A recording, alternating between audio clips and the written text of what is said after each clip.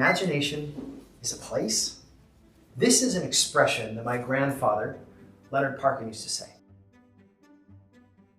I hold in my hand the best gift that I ever gave him.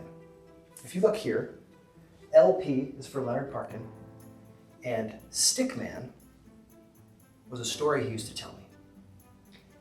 When he was living in St. George, Utah, he had a tree. It was a beautiful tree. It was a hard oak tree, and he found a branch one day, and he picked it up, and he's like, wow, that would be a good walking stick. I hold that branch in my hand today.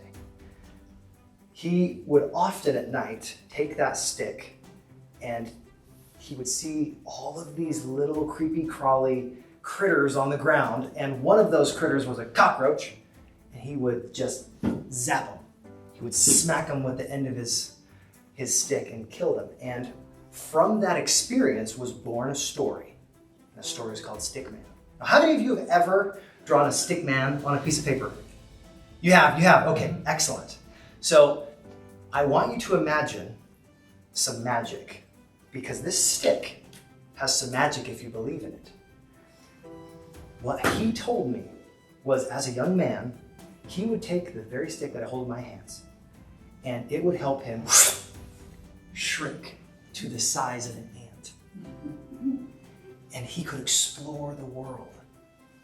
But the thing is, he had the strength of a full-grown man that was regular sized. So if he hit a spider, for instance, with his stick, it was just like stepping upon a bug. And he went on glorious adventures. Sometimes he would go through the sewers just like Jean Valjean from Les Mis, and he would explore the world from the size of an ant. He shared these stories over and over with me, and when he passed this stick to me, I noticed one thing. It was just a stick.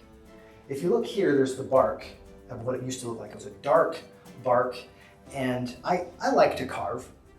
So I asked him one day, he's like, is it all right, because he's getting a little bit older, is it all right if I take your stick, which used to be a little longer, and I make you a cane? He said, sure.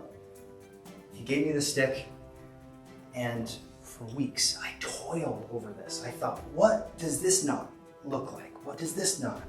How about this little hole that's in it? What could I do with that? And I asked myself, what are some of those stories that I can put into this stick, this cane, so that it's meaningful? I found that this right here reminded me of a chrysalis. So that's where I started. This is the actual bark. And when I embarked on this idea of creating Stickman's stick from the very stick that was his origination in that story, it let my imagination go to places that it had never gone before. Now, when I said imagination is a place, sometimes we can exercise that imagination in lots of different ways. I want you to experience what that's like. So for 30 seconds, I want you to think, to go to that place of imagination, to draw a picture. And it can be very simple. You draw a little picture, a little stick man, of what your dream is actually like, and add as much texture as you can in that moment. And when you do that, you give yourself permission to dream again. You give yourself permission to say what could be. Because all things are created spiritually before they're created physically. I had to envision what I would do with this stick before I actually carved it. It took me weeks of carving and cutting out, finding the praying mantis in this idea, and taking the worm here and making that come to life. Every time that you take an idea and you create something with it, you then have completed that idea and you've brought it into the world. So for a moment, actually go there. Draw on a piece of paper. Ask yourself, what is possible? What would I do if I could shrink to the size of an ant?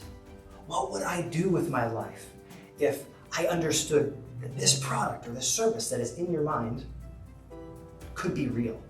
Because it will never be real if it can't be real up here first.